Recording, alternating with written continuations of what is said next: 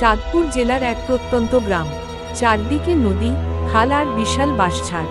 দিনের বেলা জায়গাটা শান্ত হলেও রাত নামলেই পুরো এলাকা হয়ে ওঠে অস্বাভাবিক নিস্তব্ধ, যেন কিছু একটা লুকিয়ে আছে অন্ধকারের ভেতর। সেই গ্রামেরই এক ছেলে, রিফাত। সাহসী, একটু জেদি টাইপের। গ্রামের লোকজন বহুদিন ধরে একটা কথা বলতো, রাতে বাঁশঝাড়ের দিকে যাস না, ওখানে ডাক দেয়। রিফাত এসব বিশ্বাস করত না। সে ভাবত, এগুলো শুধু মানুষের বানানো গল্প। এক রাতে, প্রায় 2টার দিকে, হঠাৎ তার ঘুম ভেঙে গেল। চারদিকে অদ্ভুত নীরবতা। হঠাৎ সে শুনতে পেল, রিফাত, রিফাত, বাইরে আয়। ডাকটা একদম তার কানের কাছে মনে হচ্ছিল, কিন্তু আশেপাশে কেউ নেই। তার বুকের ভেতর ধুকপুকানি শুরু হলো, কিন্তু কৌতূহল ভয়কে হারিয়ে দিল। সে ধীরে ধীরে দরজা খুলে বাইরে বের হলো। বাইরে কুয়াশা জমেছে, চাঁদের আলো ফ্যাকাশে হয়ে মাটিতে পড়ছে। দূরে বাঁশঝাড়টা অন্ধকার হয়ে দাঁড়িয়ে আছে। আবার সেই ডাক, রিফাত, এদিকে আয়। এবার সে বুঝল, ডাকটা বাঁশঝাড় থেকেই আসছে।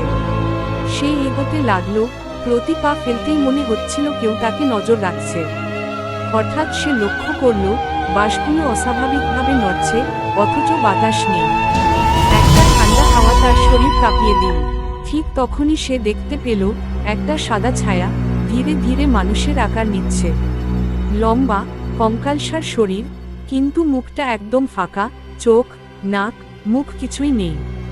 রিফাত ভয় পেয়ে পিছিয়ে যেতে চাইল, কিন্তু তার পা যেন মাটিতে আটকে গেছে।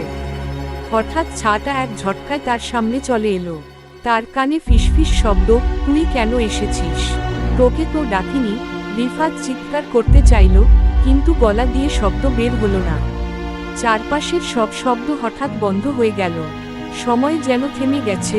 তারপর সে অনুভব করল, কেউ তার কাঁধে হাত রাখল। বরফের মতো ঠান্ডা। আর কিছু মনে নেই।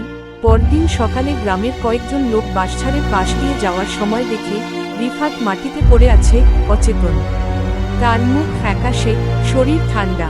জ্ঞান ফেরার পর সে শুধু একটাই কথা বলল, ওটা মানুষ না, ওটা মানুষ না, ও আমাকে চিনত নয়। তারপর থেকে রিফাত আর আগের মতো নেই।